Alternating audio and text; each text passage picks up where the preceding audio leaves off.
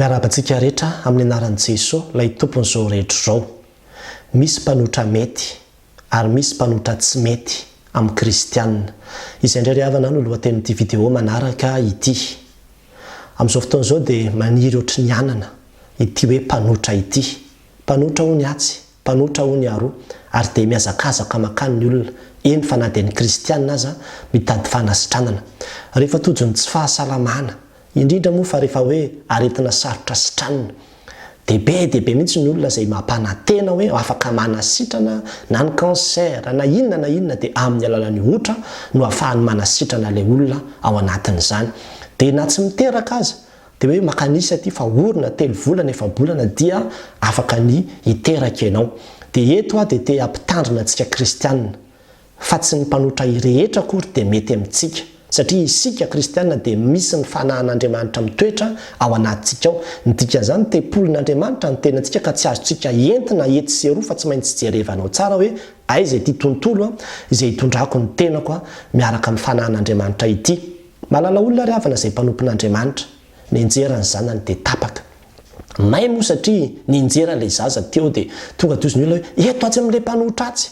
Dia lasa nentina tany amin'ilay mpanotra. Tsy nanadiady akory hoe izy io mpanotra io.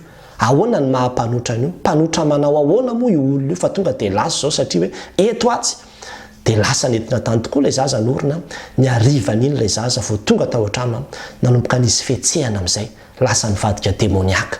Lasa nisy tena vao mainka sarotra nanasitrana azy satria ilay mihetsika tsy azo tazomina reny mihitsy dia nandritra ny volana maro zaza io dia izay vao tonga saina ilay ray aman-dreny hoe tena mifona tompo fakay mpanotra hafahafa ity mpanotra izay nitondrana ilay zaza ity.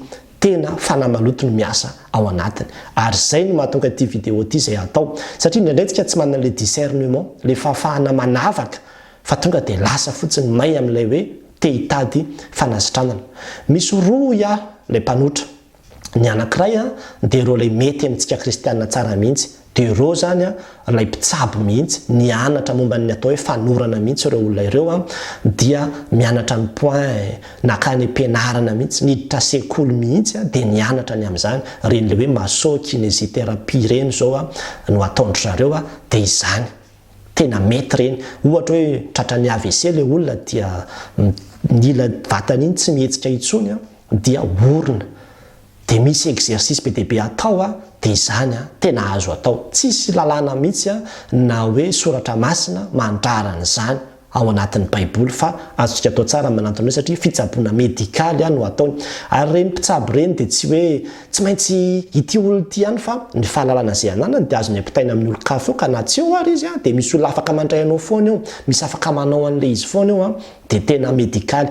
Fa ity anankiray ity kosa ilay tsy mety amintsika kristianina dia ireo ilay olona izay milaza ny tena no mpanotra dia ireto no ahafantarantsika azy. Voalohany aloha zany dia malaza be mihitsy, manao dokam-barotra be mihitsy ny olona izay mitarika anao hoany hoe tena malaza be zany be dia be mihitsy ny olona milahatra any. Vao maraina zany dia efa milahatra be mihitsy.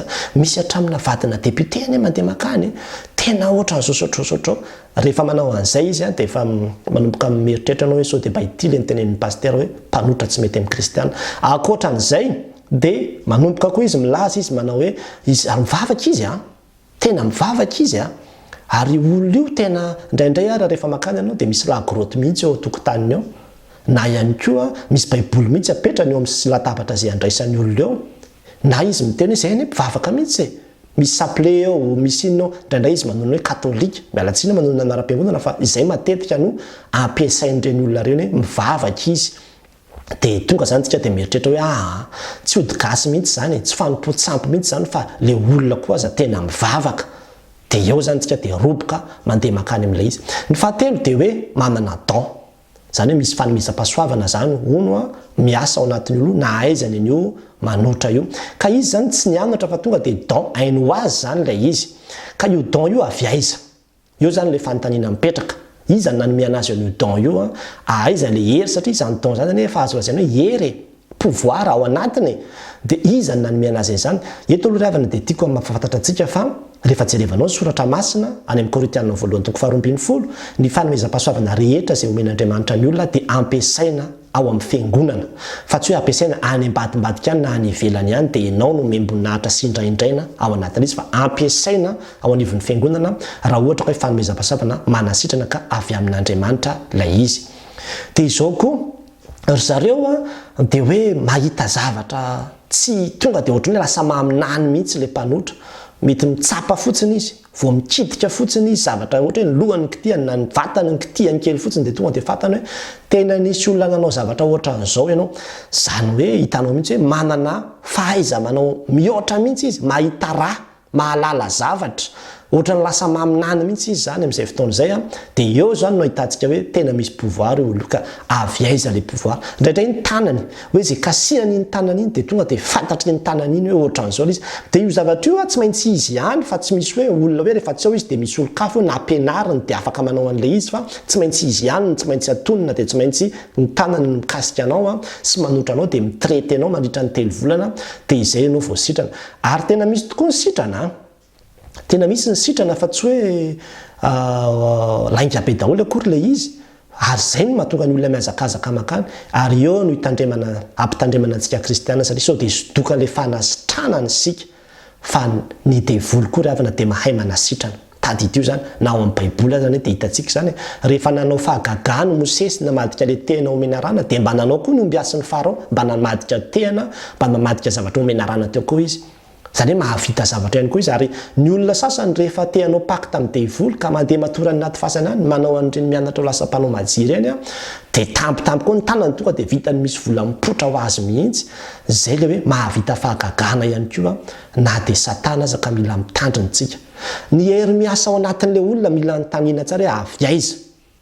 Indraindray manko misy olona ne mitaizaka lanora izy, misy zavatra ataony any ambadika any, manao pacte sy manao sorona any ambadimbadika any izy azahoany an'ilay pouvoir ahafahany manao an'ilay asa dia mialokaloka ambadika ny hoe mpanotra izy. Ka rehefa mpanotra zany dia maninona moa fa afaka makantsika dia orina dia indraindray tokoa tena tsisy zavatra hoe tapatapakazo omeny anao fa mety hoe orina ianao dia misy menaka ampiasainy eo dia tena orina ianao dia indraindray rehefa avy eo ara mety asiany zavatra hoe ty sotroinao ty ranona tantely ty ataovy an'izao ahosory an'izao ampiarao amin'izao dia ohatrohatran'izay fotsiny rehefa avy eo nataonao fa tsy tena misy hoe hodigasina hoe tapakazo izay hoentinao mody rehefa avy eo dia tonga tsika dia midrehitra hoe tena mety ilay izy.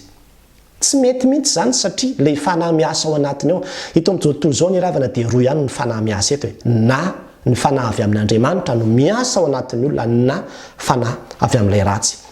Ary izay fanahy avy amin'ilay ratsy zay, izay ve ny nanasitrana anao? Dia mieritreritra ve ianao fa hoe andeha ho azy amin'izao zany ny devoly dia ratsy, tsisy fahatsarana mihitsy ao anatiny ozy ny tenin'Andriamanitra na kely azy. Ny dika zany tsy hanome fanasitranana maimaim-poana ho an'ny olona zany izy fa misy tambiny ao ambadika iny. Ary mety ho tambiny dia izao ny fanahinao aloha voalohany indrindra, lasa hiankina aminy ianao, lasa hitady atoky an'io zavatra io ianao, atoky an'io olona io ianao ka dia efa lasa manompo sampy mihitsy ianao ao anatin'izany. Ny faharoa koa dia izao mety hoe nomenanao ilay fanasitranana tamin'ity aretiny ity fa misy zavatra fatakina aminao rehefa avy eo, alainy aminao rehefa avy eo. Any amin'ny tontolo ara-panahy misy zavatra be dia be izay tsy fantatsika mihitsy. Ohatra fotsiny zany zao no hoe omenanao ty fanasitranana ity fa ny tambiny izay atao tsy miteraka ianao, na hoe omenanao ty fanasitranana ity fa ny tambiny izay dia ampidirina any anatin'ilay olona any ilay fanahin'ny inceste. Omenana azy ty fanasitranana ity fa ny tambiny izay ny zanakin'ny olona iny atao lasa misy zavatra lasa reny agresiva be reny na misy an'ireny zavatra mitranga reny amin'ilay fananiny ty zazy ity nanao an'izao. Mety misy zavatra vokatry ny fandehanantsika tarisy tatsy no mahatonga an'ilay izy rehefa avy eo. Ka zay le mahatonga ana miteny hoe misy tambiny io fa tsy manome anao fanasitranana zany hoe hanasoa antsika olombelona ny devoly. Ary mialatsiny raha mampiasa ilay teny hoe devoly satria araka nambarako teo hoe roa ihany ny fanahy miasa eto amin'izao tontolo izao amintsika kristianina. Ka tsisy mihitsy hoe olona manana pouvoir fotsiny tsotro zao dia pouvoir hoe tsy avy amin'Andriamanitra fa dia pouvoir tsara ilay izy dia tena tsara izy na dia tsy avy amin'Andriamanitra tsy misy zany ry havana. Raha vao misy zavatra hafahafa zany fantatry'ilay olona, hain'ilay olona tonga dia ohatrany hoe manana faminaniana mihitsy izy. Indraindray reny olona reny dia mpanotra ve ianao dia tonga ianao dia hiteny hoe nisy olona nanisy ratsy ianao. Zany hoe maminany izy zany matoa miteny an'izany dia efa tsy izy zany ry havana. Efa tsy ao amin'Andriamanitra intsony zany. Dia mila mitandrina antsika kristiana. Fa ny antsika kristiana ravana dia izao rehefa marary ianao dia izao mandehana makany amin'ny dokotera. Zany hoe olona tena nianatra medicine mihitsy dia reny olona reny no milaza aminao manao hoe mandehana ianao a mihotra ary ohatra hoe mireferé anao io zany amina masokine dia mandeha makany ianao tsy maninona mihitsiny zany azo ataontsika kristianina tsara dia ny fanampin'izay amin'ny maha kristianina antsika dia mivavaka afaka makany am-piangonana ianao afaka mitady mpanompon'Andriamanitra ianao any am-piangonana izay ametra tanana na hiasa aminao miaraka amin'ny fanasitranana izay ataon'ny dokotera io dia izay ihany misy ny mpiandry fa aza mitady zavatra mihoatran'izay fa rehefa diso maimaitsika dia araraotiny devoly io fahamaimay io ary rehefa nisy vidéo natokony amin'izay hoe ny olona maimay ihany ny mora voafitaka amin'ny ankapobeny ka rehefa hitan'le fahamaimay teo sitrana dia fitahany amin'izay ianao rehefa aveo indraindray aza moa tonga dia alainy mihitsy ny ainao rehefa aveo raha vao makany ianao dia izay no mahatonga hoe mila mitandrina tsika ary havana ao anatin'izay tsika kristianina no ambarako ao anatin'ity vidéo ity dia mampahery antsika kristianina mino fa mba nanampy kely antsika izay toromarika samihafa izay fa averika ihany tsy rehefa mpanotra akory dia mety amintsika dia namarana ko azy dia le tenin'Andriamanitra any amin'ny Jaona voalohany toko 4 andininy voalohany manao hoe ry malala aza mino ny fanahy rehetra fa izao toetra ny fanahy na avy amin'Andriamanitra ireny na tsy tena misy ny fanahy izay tsy avy amin'Andriamanitra miasa ao anatin'ny olona sasany dia mila mitandrina mila mijery tsara mila mizaha tsara fa tsy hoe rehefa mpanotra dia mety. An'Andriamanitra rery amin'ny voninahitra. Amen.